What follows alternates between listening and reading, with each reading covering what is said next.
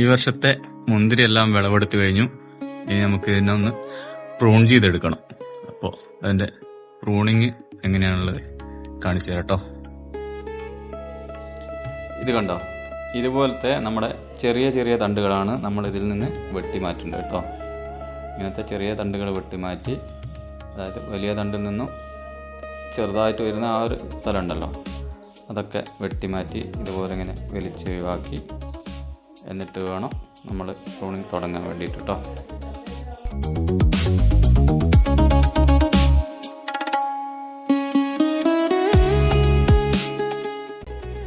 ഇത് കണ്ടില്ലേ, ഈ ഒരു കവറിൽ നിന്നും ഒരു 2 മുട്ട് ഒഴിവാക്കിയിട്ട് വേണം നമ്മൾ കട്ട് ചെയ്യാൻ കേട്ടോ.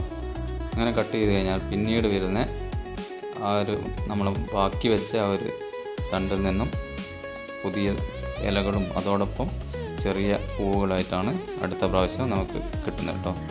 അതിനു വേണ്ടിയിട്ട് നമ്മൾ ഈ ഒരു ചെറിയ ചെറിയ എല്ലാ തണ്ടുകളും വെട്ടിമാറ്റി നമ്മൾ മുകളിൽ കാണുന്ന വലിയ തണ്ടുകൾ മാത്രം നിലനിർത്തുകയാണ് നമ്മുടെ ഈ ഒരു പ്രൂണിങ്ങിൻ്റെ മെയിനായിട്ടുള്ള ഒരു പരിപാടി എന്ന് പറയുന്നത്.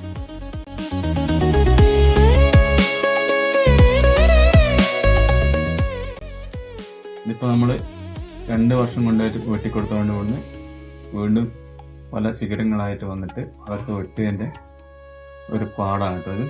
ഇപ്രാവശ്യം നമുക്ക് ഇതിനെ വെട്ടി മാറ്റിയിട്ട് കുറച്ച് ബാക്കിലാക്കണം, എന്നാലേ അടുത്ത നല്ല രീതിയിൽ അവിടെ ഉണ്ടാവുള്ളൂ കേട്ടോ. ഇത് ഞാൻ ചെയ്യുന്ന രീതിയാണ്, എല്ലാവരും ഇതുപോലെയാണെന്ന് അല്ല പറയുന്നത്.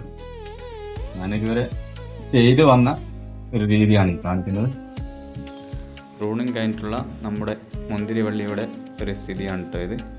ഇങ്ങനെയായിരിക്കും നമ്മൾ ലാസ്റ്റ് ഘട്ടത്തിൽ ഉണ്ടാകുക.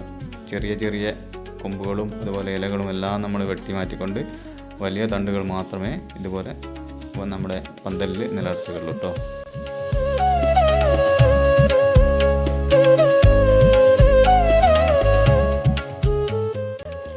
അപ്പോൾ ഇത്രയൊക്കെയാണ് നമ്മുടെ പ്രൂണിങ്ങിനെ പറ്റി പറയാനുള്ളത്.